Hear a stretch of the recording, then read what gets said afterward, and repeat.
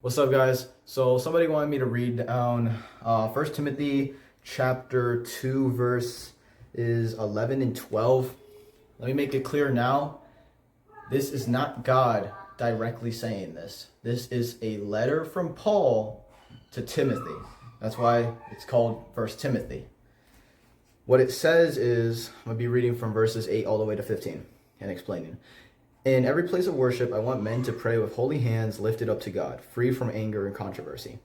That means if you're going to worship somewhere, don't bring your anger with you. You got to leave it out of there, because if you bring your anger with you, it's just going to cause problems. It's going to distract you from being able to actually worship God. And I want women to be modest in their appearance. They should wear decent and appropriate clothing and not draw attention to themselves by the way they fix their hair or by wearing gold or pearls or expensive clothes. For women who claim to be devoted to God should make themselves attractive by the good things they do. So those two verses, they're talking about how people should not be focused on materialism or what they wear. If you're going to try to be attractive to people, you should do it based off your personality and the type of person you are, not based off what you wear. Because what we wear can make us physically attractive, but you can look pretty but have a bad personality or be a bad person. So what does it matter, you know? So if you're going to try to attract someone, do it by being a good person and by your works and not by what you wear. And then this is the verse the person was talking about, 11 and 12. It says, women should learn quietly and submissively. I do not let women teach men or have authority over them. Let them listen quietly, for God made Adam first, and afterward he made Eve. And it was not Adam who was deceived by Satan, the woman was deceived, and sin was the result. But women will be saved through childbearing, assuming they continue to live in faith, love, holiness, and modesty. So let me remind you, this is not God speaking. This is Paul writing a letter to Timothy. The reason why he says women should learn quietly and submissively is due to the fact that back then, Jewish females did not have an education. They were not allowed to have one either.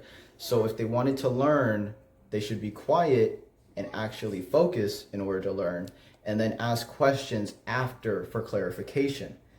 And also, this wouldn't make sense that he doesn't let women teach men or have authority over them, because before that in Acts, there is two people, Aquila and Priscilla, yes. That is a man and woman couple.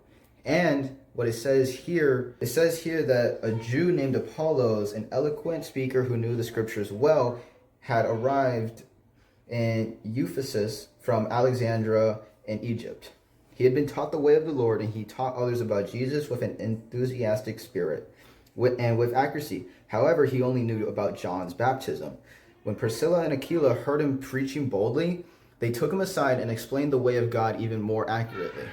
That doesn't make sense, right? Because it is a man and woman teaching Apollos the word of God and how to speak it more clearly and clarifying things that he has to learn.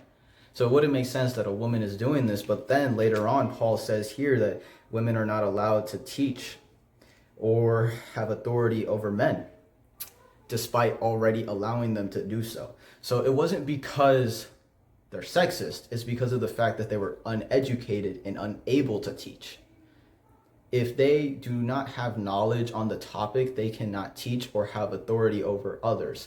So those who didn't know and were taught lies were teaching lies to others as well. So that is why.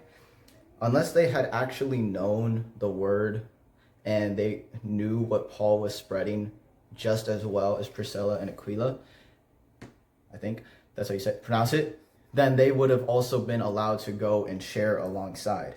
And then here with the women being saved through childbearing, it's because, and over there was people and religions saying that like sex was a sin when it's not, because that's what brings life into the world. So sex itself is not a sin, but it is also a sacred practice that should only be practiced in marriage due to the fact that it is childbearing. So that is the reason why it says that here. And remember, this is a letter from Paul to Timothy. This is not God saying directly that women will never be able to teach or have authority over men. This is simply Paul saying so due to the fact that they are uneducated and had no knowledge on the topic of which they are spreading. Thank you guys. Have an amazing day or night. It was difficult researching this, and God bless everybody.